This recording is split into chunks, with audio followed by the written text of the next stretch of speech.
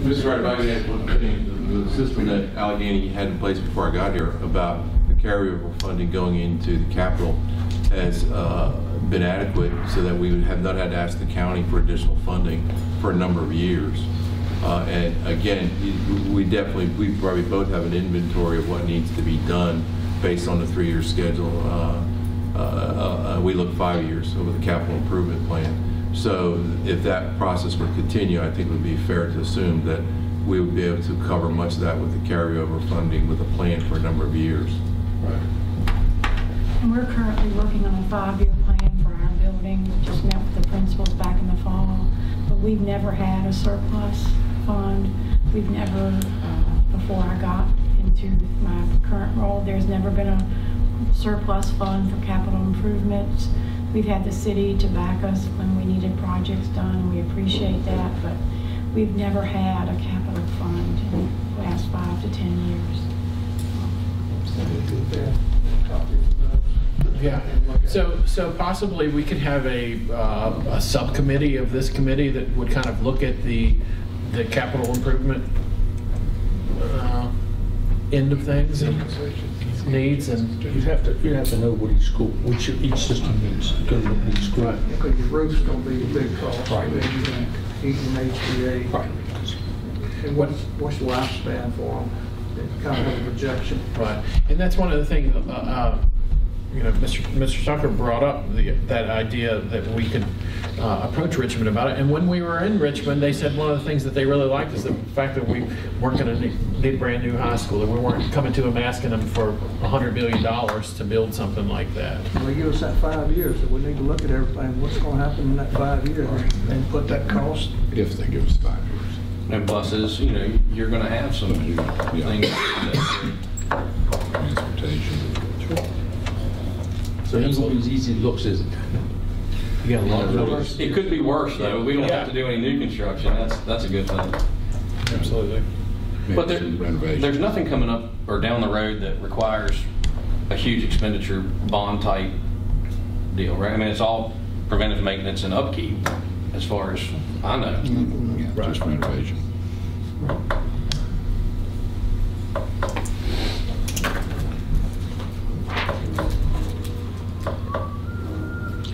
But the city does have the idea of this capital improvement in place. There just hasn't been any money to go into it. Is that? I can't answer that. We do fine. We get things done. We'd love to have them. 60% now.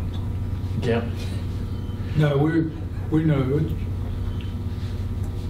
We've done several things in the city over the last few years. When Eddie was there, there was a lot of things got done. Air conditioning. I think the high school's got a new roof. New complete. roof, yeah. All air conditioning in the high school. Nothing left to air condition there. There's probably still some asbestos removal. It's a lifelong, ongoing project. But as far as school heavy maintenance, I don't know that there's anything left.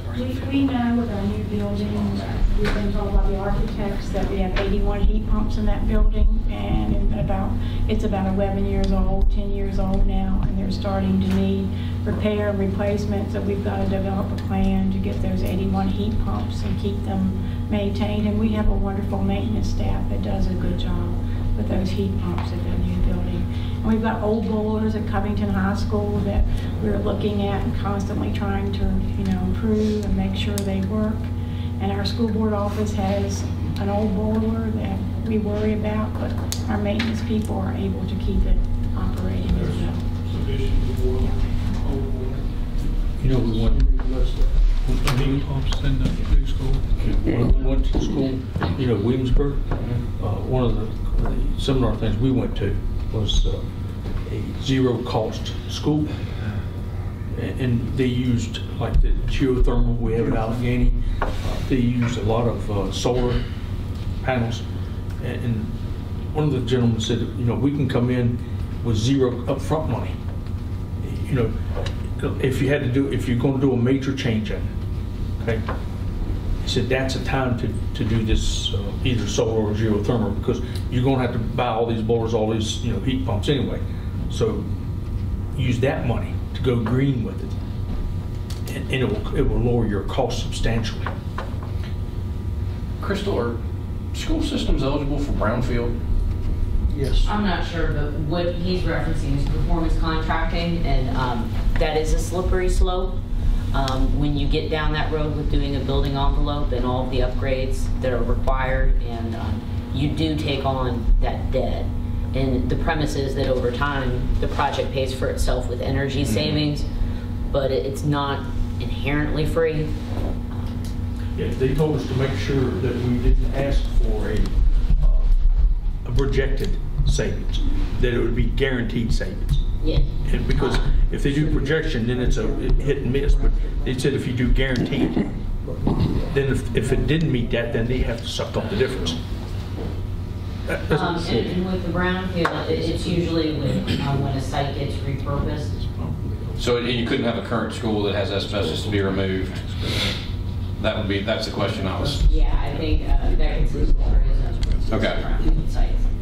I mean, it would be one thing if the site was the school was getting repurposed, you know, that it moves from being a conventional school to being a full-time technical center, or, you know, specialty use, or if it was repurposed for housing, those kinds of things.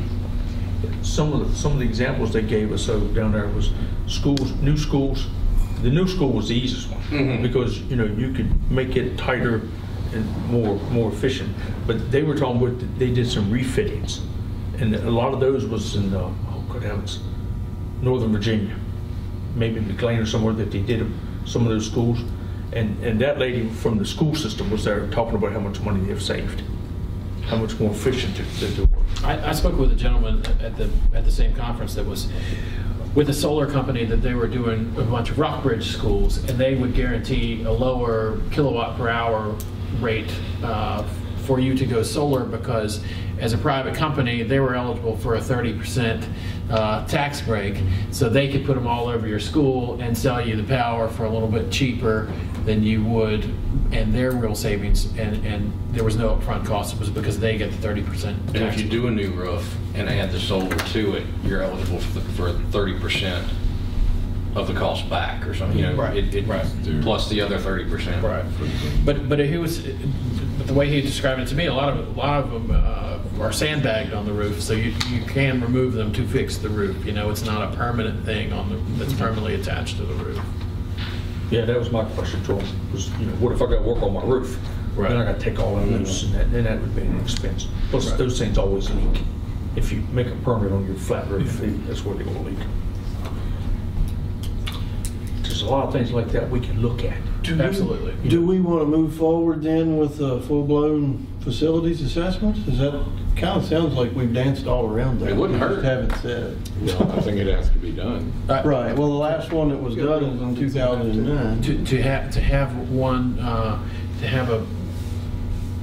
one done by the same company. We had one done when we talked about New Tech. Is that? Are you looking to do one that's a life cycle analysis of the facilities and sort of the maintenance requirements of what's existing and what would be needed on the horizon? Or you're looking to do a building envelope of what would be needed to retrofit it for sustainability? I think just a 5-year outlook, right? Until we get Well, basically our footing under. I think to get the 5-year outlook, and not to pick off, but you would need to do sort of an assessment of all of the equipment and the maintenance components within the building to determine the life cycle of them. You know, how long have they been in use? What's the wear on them? And then determine based on that what the replacement schedule needs to be.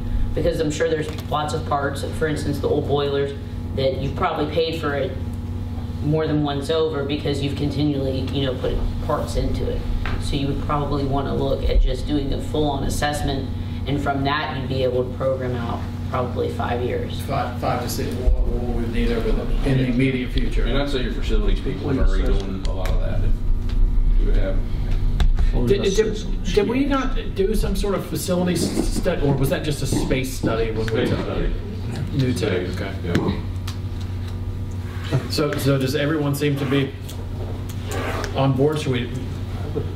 Well, I'm surprised that y'all don't have that already. Wouldn't hurt. We have an older one, and we have specific you know, we have a capital improvement plan that goes out to what, 10 years, something like that? About 7. Yeah. But we have a, The 2009 facilities assessment, off the top of my head, I wouldn't expect, I mean, it's profiled Bowling Springs as well as Falling Springs, so obviously those two wouldn't even be on the list. But the other schools, I think Jeter Watson and Edgemont still had new paint smell on them when that assessment was done, so obviously things would have changed with that building. I don't know that Mountain View and Clifton Middle, have there been any significant retrofittings or anything Not done? significant, but as we move along, we replace things Right. prior to versus wait until there's a Right. breakdown. So. And then, of course, we've had a fair bit of change at the high school, so. at both high schools, we've had a lot of change. Yeah. As well as Sharon and Callahan, and, you know, I think the 2009 study is pretty irrelevant. But yeah, there's been lots of upgrades, PM done constantly, so I'd say. And also, when we talk about facilities, we're talking about school buildings and such. I think I would like to include our athletic facilities as well. And with the bulk of facilities you're gonna have, what's being played where? I mean, you know, put the money where it's gonna be. And that's one of the things that we talked about with with looking into our track, fixing the track at Allegheny. The idea of possibly having a regional soccer field at Allegheny. You know, people talk about wanting to play football at Casey Field because it's a better stadium for it. But soccer and baseball are run at the same time, so you can't have, you know, you can't play soccer on Casey Field. Yeah, I mean, softball's great at JRE, or I'm losing it, AET. AET. Well, the complex, sports complex. So when you're doing a sports facilities assessment, you gonna do one at Casey Field? All on your property too, sir. Appreciate that. Yep.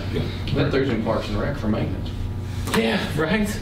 Alan Dressel said he'd love to take care of everybody. Do we want to then Right, Chris? take the next week or so to suss this out, come back and formally approve it at our next meeting to go forward with it, or is it Yes. something? Perhaps we could get some numbers. Yeah.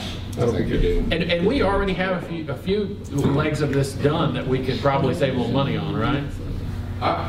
Yes, but I would, as superintendent, I would think Melinda would agree. It might be nice to have from an outside person who's got a lot of expertise in where and how to invest in the future. I might suggest that you would go ahead and bring someone in to take a look. That's going to be worthwhile to all of us. Whether we create a Yeah. joint school system or not, it's going to be Absolutely. good for all of us. I'd like to add to that, I would suggest when you do it, have a program where it can be updated monthly and annually, where it's an ongoing thing. I'm totally surprised that neither one of the school systems don't have this program already. I'm shocked. And what you would ideally want to do once you go through the whole assessment, get some sort of system. School Dude is a system that a lot of localities use, and continue to update that and build in preventative maintenance reminders so you're more proactive versus reactive. And that's really a nominal cost system, and that entity will build the tool out for you. But there are tools out there that then can help you stay on top of it and then track, sort of the life cycle. We were using School Dude. We still are, and we do have a maintenance schedule. It's a that's great built tool. out. Yeah. It's a weird The name, question but it's is, a great tool. Facility Dude too, they make a Facility Dude too that local governments use. back in 2008, when the recession hit, the maintenance position was cut. We just restored that 2 years ago, Mr. Wright. And so having somebody come in would be awesome to re-update. All right, so we're going to look into building and sports facilities assessment. And hopefully we'll have some numbers on the cost for that, at least some rough numbers for that in this next meeting.